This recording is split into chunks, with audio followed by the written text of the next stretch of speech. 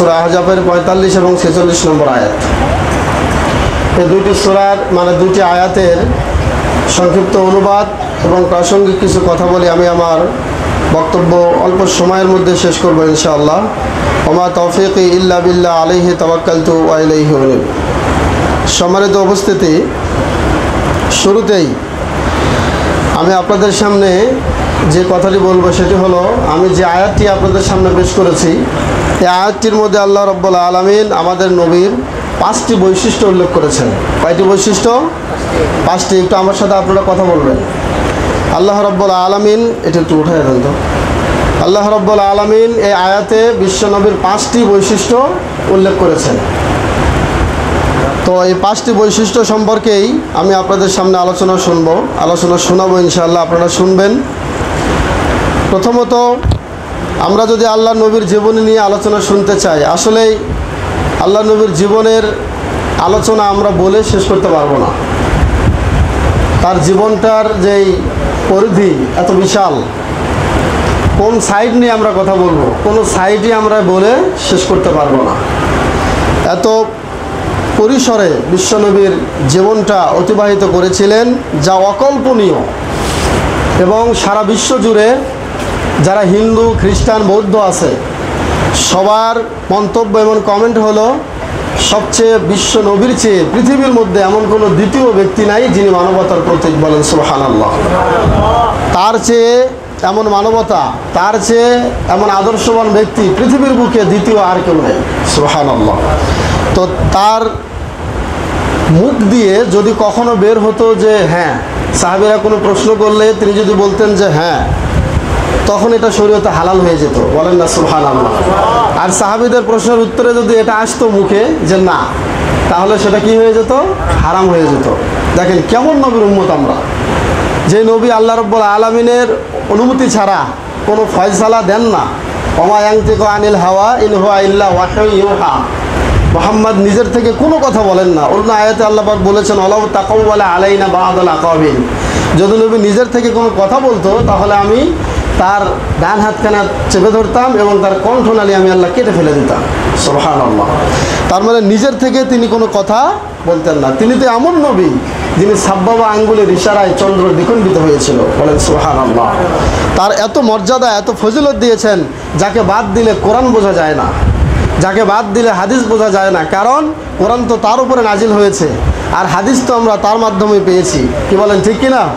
যেই নবীকে বাদ দিলে জান্নাত চেনা যাবে না, জাহান্নামের পরিচয় পাবেন না, ওই নবীর উম্মত আমরা। বলেন আলহামদুলিল্লাহ। বিশ্ব নবী মুহাম্মদ রাসূলুল্লাহকে বাদ দিলে সর্বোপরি আল্লাহকে চিনতে কেউ পারবে না, আল্লাহর পরিচয় কেউ জানতে পারবে না। বলেন আল্লাহু আকবার। ওই নবীর উম্মত হতে পেরে আপনারা খুশি না বেজার? খুশি।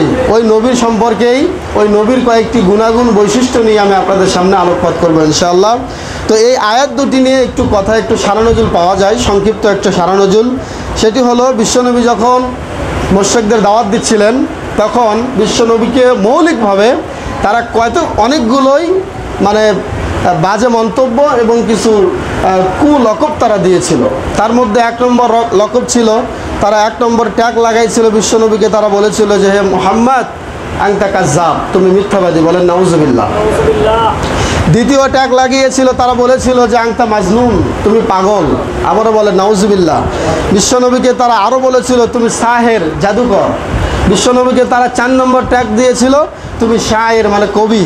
বিশ্বনবীকে তারা 5 নম্বর ট্যাগ লাগিয়েছিল, সেটা হচ্ছে কাহেন, তুমি গণক, তুমি একজন জ্যোতির্বিদ, তুমি জ্যোতির্বিদ্যা লাভ করেছো, তুমি একজন গণক। বলেন নাউজুবিল্লাহ।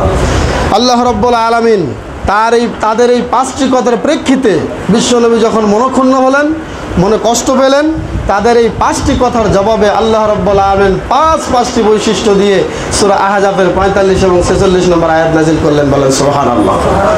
আল্লাহ রাব্বুল আলামিন বলেছেন, ইয়া আইয়ুহান নাবিয়্যু ইন্না আরসালনাকা শাহিদাও ওয়া মুবাশশিরাও ওয়া নাযীরা ওয়া দা'iয়ান ইলাল্লাহি বিইذনিহি ওয়া সিরাজাম মুনীরা।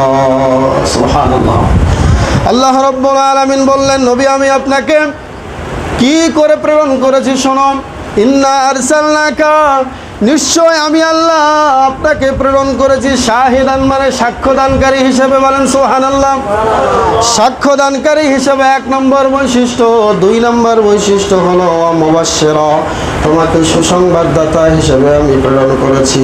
ওয়া নাযীরা মানে সতর্কদানকারী হিসেবে প্রেরণ করেছি। 4 নম্বরে হলো ওয়া দাঈয়ান ইলাল্লাহি বিইذনিহি, তার মানে আল্লাহর আদেশে তুমি মানুষকে আল্লাহর দিকে ডাকবে, এই জন্য তোমাকে পাঠিয়েছি।